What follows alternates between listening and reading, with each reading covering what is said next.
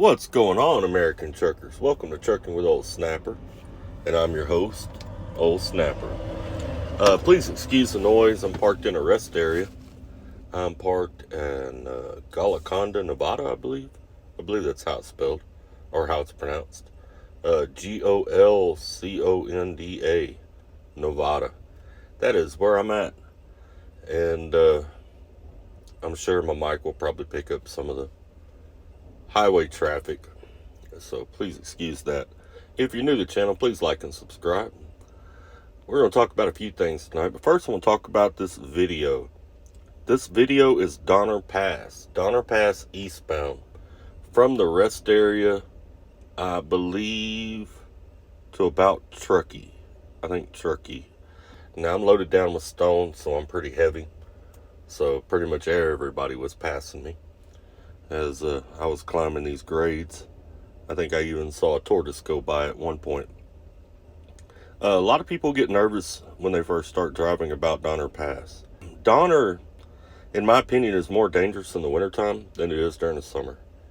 Now, I've chained up and run across this pass several times in my career. Normally going the other way, normally going westbound, not eastbound.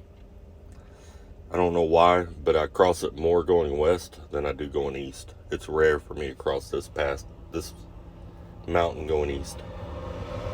But in this video, that's what I'm doing. So if you're new to trucking or whatever, maybe this video will help you kind of relieve some of your anxieties about Donner Pass. It's really not that bad. If you stay off your phone, pay attention to what's going on, you'll be just fine. It's really beautiful. Some of the most beautiful scenery in the country is up on Donner.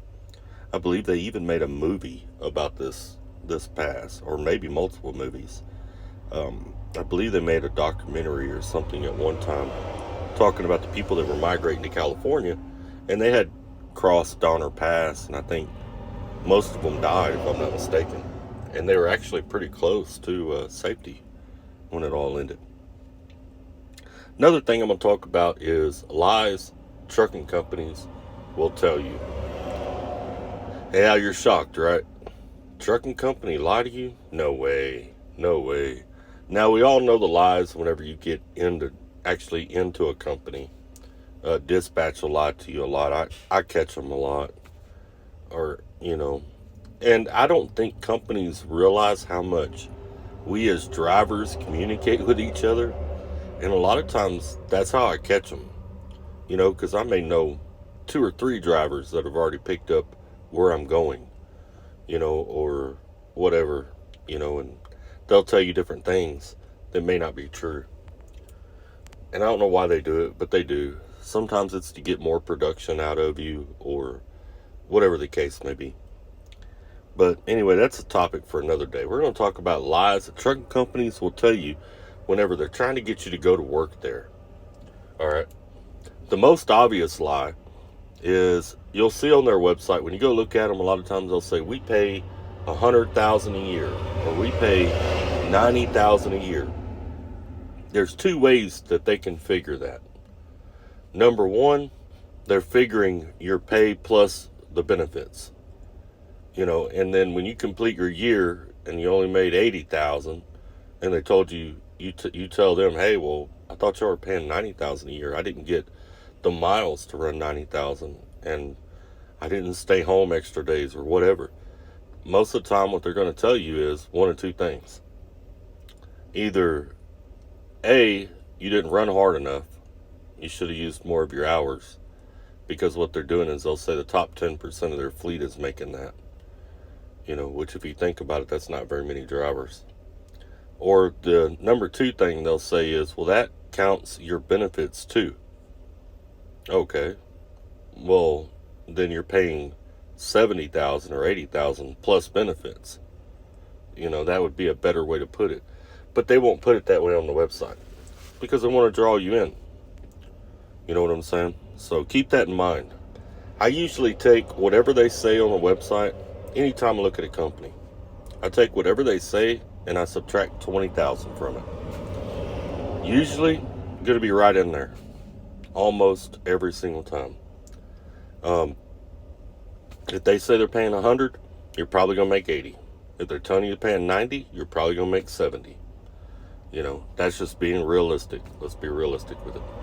Another lie that trucking companies will tell you is, oh, you're hired, everything's good, we're going to bring you down here. As long as you pass your physical, you're good to go.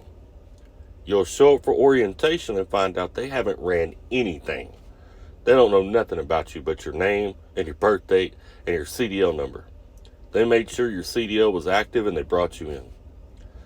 Now, what some trucking companies will tell you is they don't want to run everybody that calls because it would cost them too much money, which makes sense. But don't lie to me and tell me that you've done all that and I get to orientation and find out you have not. So at this point, I've already taken a bus or taken a rental car, packed, brought all my stuff, and I'm waiting on you to decide if you're going to hire me or not. What other companies have said about you, your DAC report, your background check, your MVR, all that, in my opinion, should be ran before you get to orientation. But it's not as bad now as it used to be, but it used to be worse, but it still is pretty bad. Another lie that trucking companies will tell you. Some of these trucking companies out here, they'll say weekends off. And then you'll go to work for them thinking you're going to be home every weekend. I don't know about you, but whenever I think of a weekend, I think of Saturday and Sunday off. In other words, I get there Friday night, I'm leaving Monday morning. No. Most of the time, you're barely going to be there for a 34-hour reset. You're going to get there Saturday sometime, Saturday morning, Saturday midday. You're going to leave Sunday afternoon because you're going to be under a load. I don't go to those companies anymore. I don't chase those type of companies anymore because I just found that you feel like you're never off. You're not home long enough to feel like you've relaxed and had time off. You feel like you're just steadily working and it just hasn't ended. Your days start to all bleed together and then you feel like you're working 7 days a week all the time. I like OTR because when I take time off, I take time off. I might stay out 3 or 4 weeks. But when I go home, I'm taking 5 or 6 days, So, and I never count the day I get out of the truck or the day I get back on the truck because I work those 2 days. I count the days in between. So if I get home on a Monday, I don't count it. I work that day. I may have worked a short day, but I work that day. So I'm off Tuesday, Wednesday, Thursday, Friday, and I'll be back on Saturday or what have you. But that's a big lie that a lot of trucking companies will tell you. Hey, we're home weekends. Yeah, you're home barely for a 34-hour reset. And I don't know if some of you have worked a job or maybe you are currently working where you're home for a 34-hour reset. But it's, I don't know if you agree or not, but to me it felt like I was never off. It wasn't enough to feel like I was getting away from the truck. My mind never stopped thinking about the truck. When I take time off, I'm normally off 1 or 2 days before I'm completely out of that mode of trucking. And a 34-hour reset just ain't long enough to do that. All right. Another lie that a lot of trucking companies will tell you is we care about you. Yeah, they care about their load. I mean, let's be realistic here. They care about their load. They care about their revenue. That's what they care about.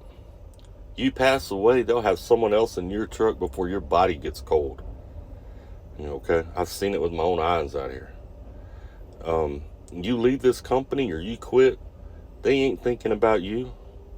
You're not going to cross their mind. You might get an automated message every now and then, hey, would you like to come back? Or maybe it crosses someone's desk that, hey, call this person and see if they want to come back. But when it gets down to the nitty gritty, they don't care about you. I've known drivers that worked at companies 20 years and they didn't care about them. I mean, you got to be realistic about it. You know what I'm saying? And think about it. There's a lot more lies that trucking companies tell, but those are the main ones. Those are the main ones you're going to hear. And you just got to use a little common sense with it. Talk to multiple drivers, not just one. talk to multiple drivers. Look online, look for reviews. If you go through some of my older videos, I kind of demonstrate exactly what I go through when I'm looking at a company. I go to Indeed, I look at their reviews there. I go to Facebook, I look at their reviews there. I go to, I think it's Monster or something like that. I look at their reviews there. There's a website, truckdrivers.com. I will go look and see what drivers are saying there on that blog, on that message board. I talk to drivers in truck stops. Google. I do all kinds of things before I go to a company. And I'll be honest with you, I'm always looking at other companies. Always, all the time. Even if I'm happy where I'm at, I'm always looking at other companies. Because if things go sideways wherever I'm at, I want to have somewhere to go, and I've already got an idea and a direction that I want to go in. You can change companies in the time it takes to do a 34-hour reset. I literally have parked my truck, unpacked it all, and put it in a rental car, drove to orientation at another company, done orientation, and loaded all my stuff right into another truck, and been on the road in the time it takes to do a 34-hour reset. Just depends on what company you go to. Some of them have shorter orientations than others. Some of the smaller companies, the orientation is literally a drug test and physical. Wait on your drug test to come back. As soon as your drug test clears, they throw you in a truck till you get out of here. So keep that in mind.